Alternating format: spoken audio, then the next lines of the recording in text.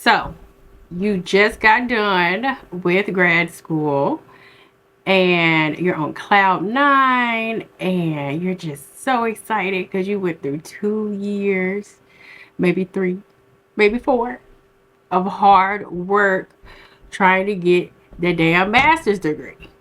Okay? If you're anything like me, you went and got your master's in social work. If you're not like me, you probably went and got one of the various other mental health related degrees so you can become a therapist. And then it hits your ass like a ton of bricks that you got to get a job. Well, I've been there before, and looking back on that time in my life, I want to give you 3 things to keep in mind before you even land your first job as a therapist. Okay? So, hear me out. Number 1, do not take the first job offer that you receive.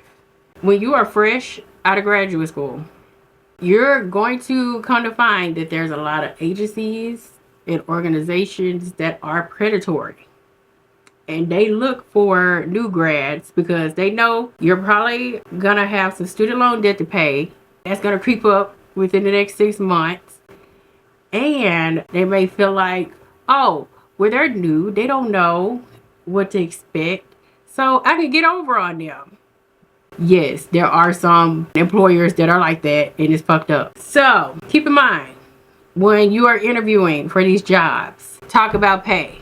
Now, starting out, it's not going to be the highest, obviously, because you're still learning. But it needs to be a decent wage or salary, depending on where you're at. For instance, where I'm at a group practice. I get paid through insurance reimbursements. That's hit or miss. Okay?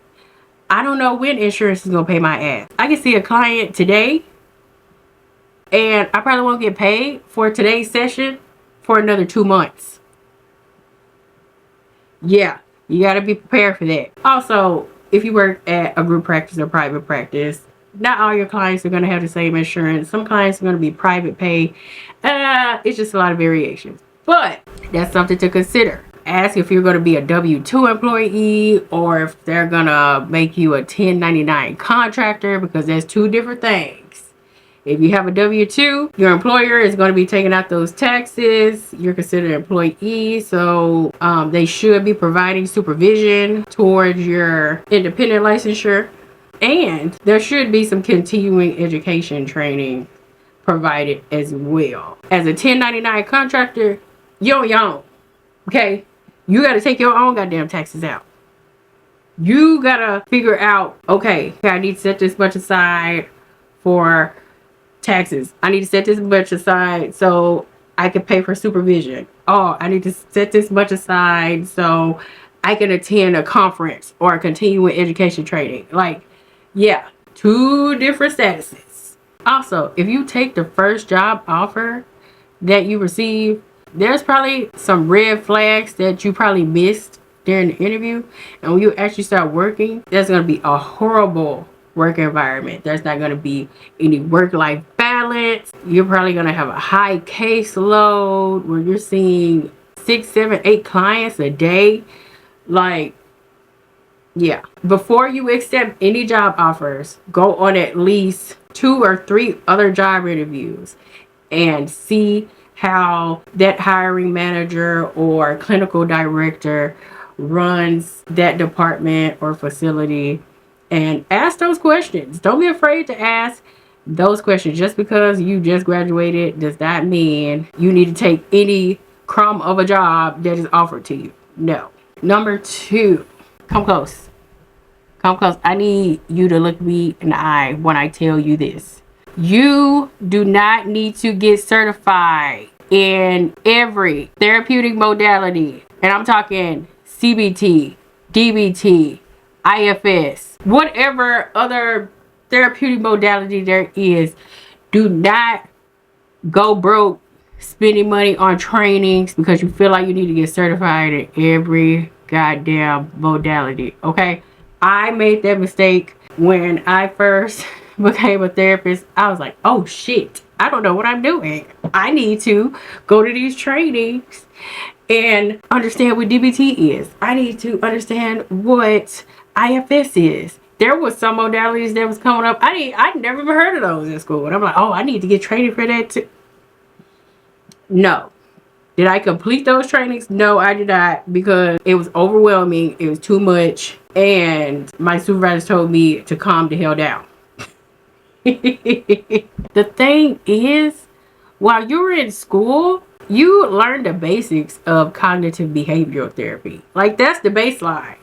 Like, that's the OG modality right there. And it doesn't work for every client, but certain aspects of it you can apply into your therapy sessions. With these other modalities, you'll learn those and pick up some things as you go. Okay?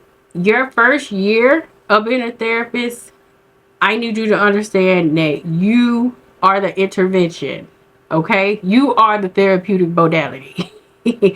Because the most important thing is building rapport with your client, building their relationship, making sure they trust you, making sure you trust them, making sure you provide a safe environment for them to come to and just talk to you about anything. Because if you can't even do that, those other modalities don't even matter, because they're not even going to be on your couch or your chair long enough for you to even practice any of those things. Okay? Third, imposter syndrome is going to tear your ass up.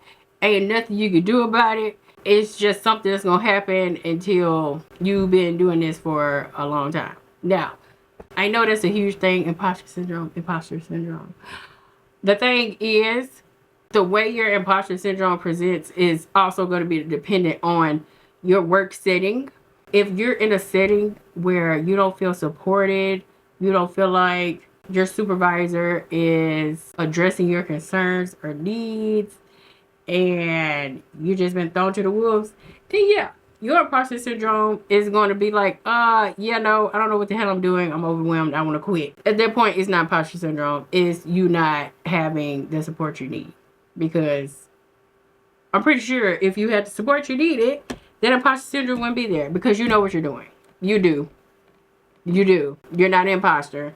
You know what you're doing. But when you're practicing, it's going to feel like you don't know what you're doing, because you're probably going to work with therapists and other mental health professionals that's been doing this for years, maybe even decades. You can be like, I just graduated, or, I've only been doing this for a few months. You bring a perspective into the field that's unique. No therapist is the same. No therapist has the same perspective on things. So just throw that imposter syndrome to the side, like, I get you're trying to protect me. I get that you're trying to make me feel safe, but I got this. Because you're going to have days where you feel like you know nothing and you're in the wrong field.